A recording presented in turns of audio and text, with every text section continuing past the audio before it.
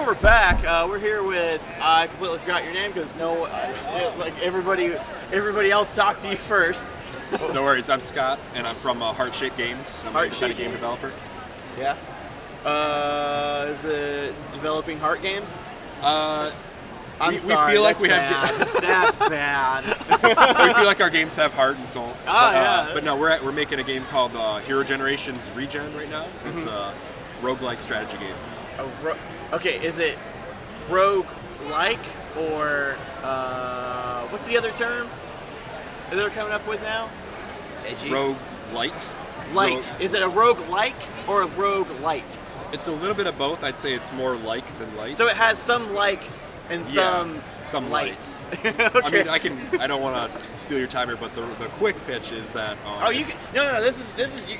This is all you. Yeah. All right. All you got to do is play the game and talk about it. All right. You can talk about anything you want. All right. I'm digging this because I was a Super Nintendo kid, so this is right up my alley. But Hero Generations is basically a fork strategy roguelike mashup where every step you take is 1 year of your character's life. Oh God. And this immediately sounds like how do I put it? A trial by fire. Am I supposed to be in this level? Yeah, it's supposed to be in the K level. All right. It is a bit, yeah, and it's permadeath, so if you die, you die. Huh. All right, I'm clearly not good at talking and playing. Nobody is, don't worry about it. But yeah, before you die in Hero Generations, you have to try to find a mate and settle down and have a child. And that child becomes the heir to your throne. Oh, you kind of keep playing as them. So you're constantly trying to make a better hero to go out and adventure with. Start gets you through this. All right. It took us until Sunday to figure out that Start did that.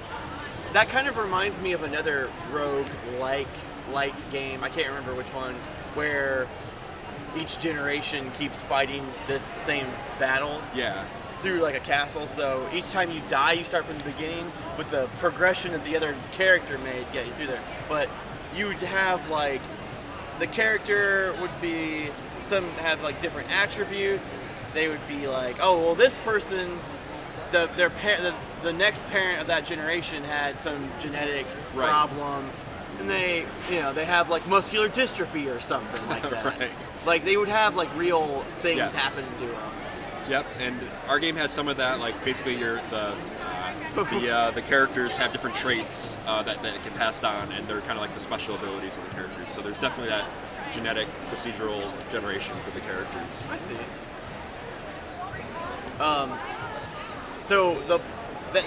That's it. Like, is there any spoilers to the game that you don't want to like say? Or? I mean, it's definitely sort of an open world thing where there's a lot to explore and find out, and part of the game is. Oh, that was good.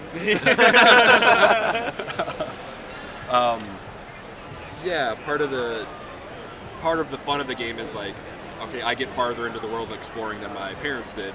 And I can build off of that. So you're kind of working almost like as a family to figure out what's going on in the world. And there's like a full end game. I am horrible at this. It's okay. That you can eventually get to. So you kind of play the game in these 5-minute segments, but it builds into this long kind of dynasty of characters that slowly unveils the world as you go. I see. Yeah. That sounds really fun. Thanks. I'm actually really intrigued for how to play this actually. Well, it's coming. I imagine there has to be a lot of planning involved. It's like, okay, I'm going to take a step, and it's going to be a year month. What's the usual lifespan? So you start as like 70 years, but if you find the right mates, you can kind of get a better genetic stream. Yeah, about 100, 120 or so. Is it like a free roam or a side scroll? It's kind of like a free roam grid-based world. It's kind of like a civilization map that you can scroll around. And there's like 6 different biomes. There's like a desert area and a swamp area. Okay. So by the end, like the end of a playthrough, you would end up having like, oh, well, I can track my genetic lineage across the continent. Yes, exactly. No, absolutely. And we hope to have kind of like a history where you can say like, oh, I remember, Tom the Fourth, you know, or whatever, in my lineage, and he was a great hero. But then the guy after was kind of a jerk, and you can kind of follow that through. I don't know. No one has been able to beat that mini game yet. To be honest, I couldn't even figure out what I was supposed to do. Am I supposed to bash the? Yeah, you're supposed characters? to. You're supposed to take out those 3 ladybugs, but like they are so high up there that Right. like you don't know the jump pattern. I'm not sure.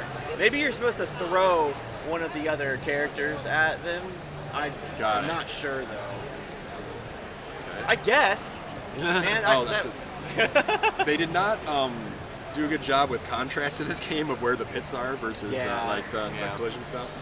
We do. It might Sorry, be this Rare. TV too, because I guess you know what? I guess the graphics on a NES or SNES should not be. It doesn't like should easily come through on this, so it has to be that. Alright, there we go. It's coming back to me now. But you're getting in the groove.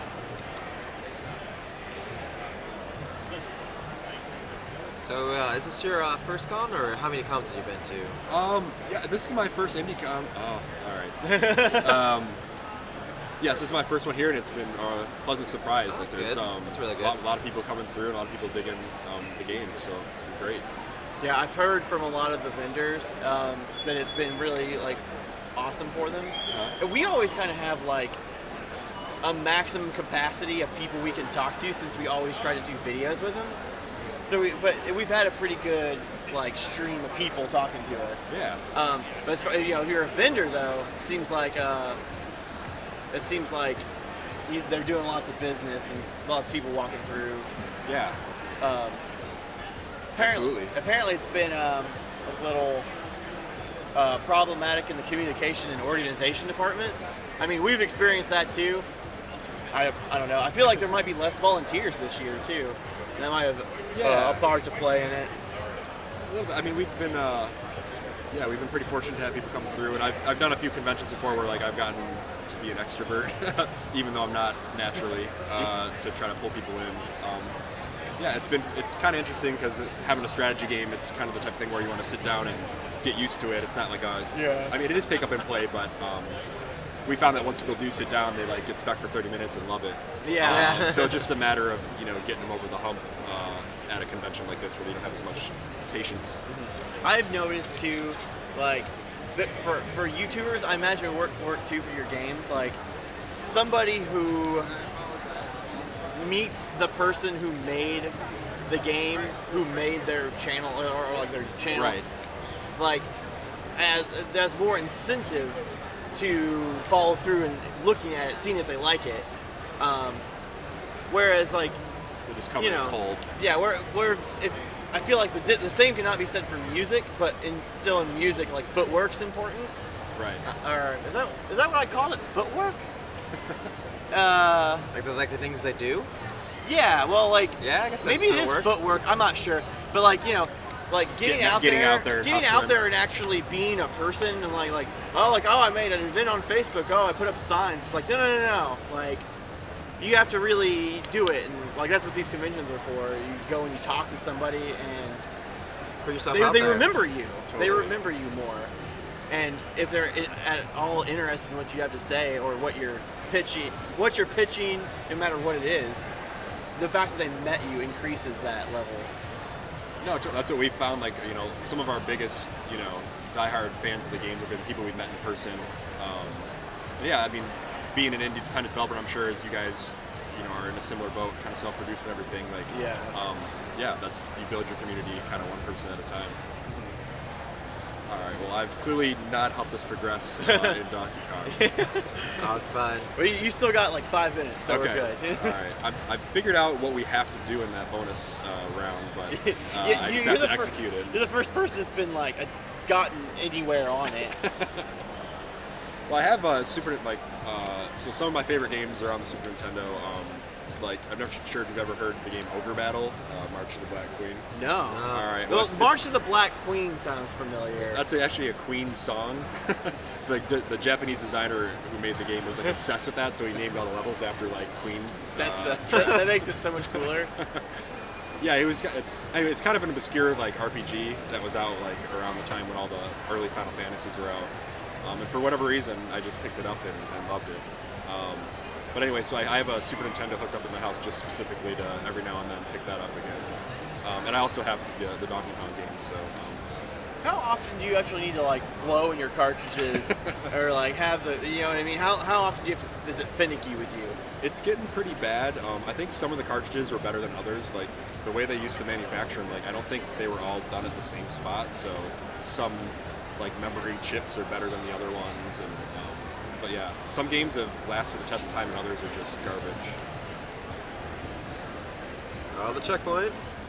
I think he's going the distance. Oh, no, I forgot about that thing. Yeah. You took me out of my flow, man. Yeah, that last guy. My groove. I guess it was the last guy I was on with. He kept like that wall is a problem. Yeah. I think you have to jump on the ladybug and bounce off of the ladybug to get over the wall. Oh, okay. Yeah, like that. And like that. I forgot there was a second one in there. Ooh, too early.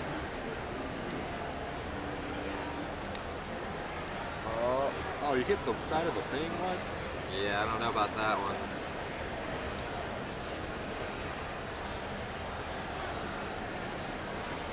Oh!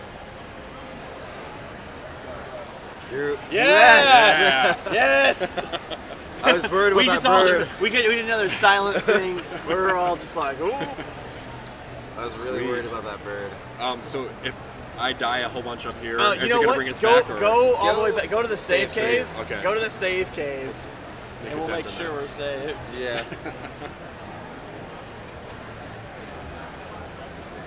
Woo, save.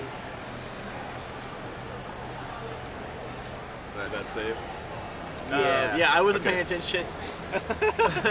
That's weird. I'm staring right at it and not paying attention. Yeah, I do that a lot. All right. Well, we'll just. We'll go around. We'll see that level. We'll see what's up with that barrel drop bounce. I imagine there's gonna be lots of barrels. So can I ask why did you guys pick this game? I didn't get the backstory. Well, because we wanted a game that you could pick up, right? Yeah. And kind of just, it's a little more intuitive. And we just felt like Mario games were overplayed. So that's why we didn't pick a Mario game. Call. What, not using the Mario? Yeah, not using Mario, yeah. Yeah, that's true. But the one game that I was thinking about playing for Mario,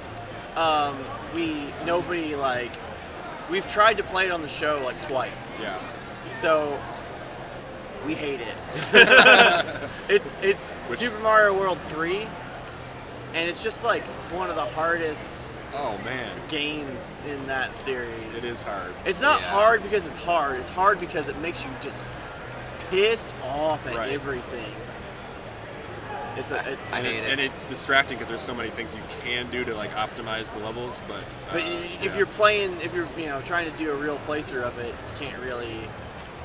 You don't want to cheat, or you don't want to use a warp kidding zone me? or whatever. I think. Let's see. Let's try. Let's go back and try this one more time. All right. And like, then you got your I think maybe for that you need to throw. Try to throw in a okay. person. practice that. Or I'm not sure. Maybe, I don't know if that would actually be very effective. All right. Well, now that I know what I'm doing here. I did not know you could throw him to No, attack I don't enemies. think that's gonna work. I don't think it's gonna work Yeah. because they're just gonna come back to you. Or what's the button to switch? If you switch once you get up yeah, there. throw them and then switch. Select. Okay. Oh, I gotta do it once I get up here. Yeah. Let's see if I can pull this off. This.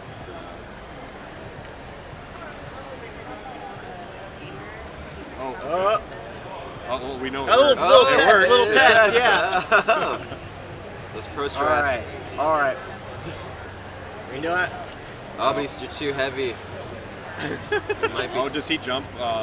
Is he not as good as jumping as the other character? Yeah. Maybe. He's not as good as jumping. She's better. Okay. I think.